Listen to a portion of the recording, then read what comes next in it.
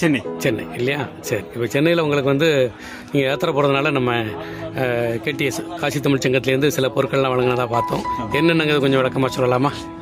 நமக்கு காசியில் தீர்த்தம் எடுக்கிறதுக்கு ஒரு கேன் இது காசி தீர்த்தம் எடுக்கிறதுக்குள்ள கேனா? சரி சரி சரி. திரிவேணி சங்கமத்துக்கு ஒரு கேனு, திரிவேணி சங்கமத்துக்கு இன்னொரு கேனு. ஓகே ஓகே, ரொம்ப சந்தோஷம். குறிப்புகள், நமக்கு தேவையான குறிப்புகள் எழுதுறதுக்கு ஒரு டைரி. ஓ, அருமை அருமை. சரி. ஒருவேளை மழை இல்லை அதிக வெயில் இருந்தால் கொடையை பயன்படுத்திக்கலாமா? கொடையும் கொடுத்துருக்காங்க. சரி. அப்புறம் ப்ரோக்ராமோட அந்த பட்டியல். ஆமாம், அது எல்லாமே இருக்கு. ஓகே. ஏர் பேக் மாதிரியா அது?